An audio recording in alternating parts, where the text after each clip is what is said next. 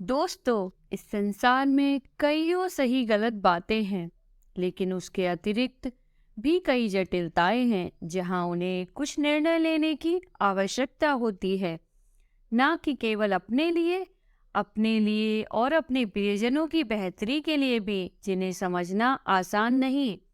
संभवतः हमारी जिंदगी में कभी कभी ऐसा वक्त भी आता है जब हमें कुछ फैसले ना चाहते हुए भी लेने पड़ते हैं। और आज की कहानी कुछ ऐसी ही है। एक प्रोफेसर अपनी क्लास में कहानी सुना रहे थे। कहानी इस प्रकार थी।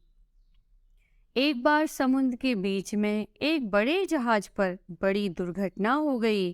कप्तान ने शिप खाली करने का आदेश दिया। जहाज पर एक युवा दंपत्ति थे।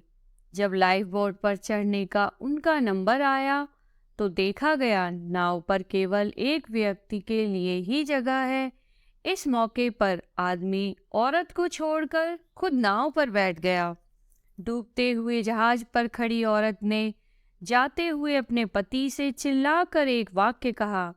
अब प्रोफेसर ने रुक कर स्टूडेंट से पूछा, तुम लोगों को क्या लगता है उस स्त्री ने अपने पति से क्या कहा होगा? ज्यादातर विद्यार्थी फौरन चिल्लाए, स्त्री ने कहा होगा, मैं तुमसे नफरत करती हूँ, आई हेट यू। प्रोफेसर ने देखा एक स्टूडेंट एकदम शांत बैठा हुआ था। प्रोफेसर ने उससे पूछा कि तुम बताओ, तुम्हें क्या लगता है? वो लड़का बोला, मुझे लगता है औरत ने कहा होगा, हमारे बच्चे का ख्याल रखना। प्रोफेसर को आश्चर्य हुआ। उन्होंने लड़के से पूछा, क्या तुमने यह कहानी पहले सुन रखी थी? लड़का बोला, जी नहीं, लेकिन यही बात बीमारी से मरती हुई मेरी माँ ने मेरे पिता से कही थी। प्रोफेसर ने दुखपूर्वक कहा, तुम्हारा उत्तर सही है। प्रोफेसर ने आगे कहानी बढ़ाई।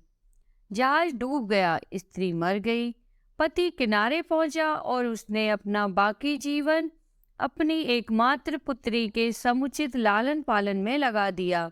कई सालों बाद जब वो व्यक्ति मर गया तो एक दिन सफाई करते हुए उसकी लड़की को अपने पिता की एक डायरी मिली। डायरी से उसे पता चला कि जिस समय उसके माता पिता उस जहाज पर सफर कर रहे थे तो उसकी माँ एक जानलेवा बीमारी से ग्रस्त थी और उनके जीवन के कुछ ही दिन शेष थे। ऐसे कठिन मौके पर उसके पिता ने एक कड़ा निर्णय लिया और लाइफ बोट पर कूद गया। उसके पिता ने डायरी में लिखा था, तुम्हारे बिना मेरे जीवन का कोई मतलब नहीं।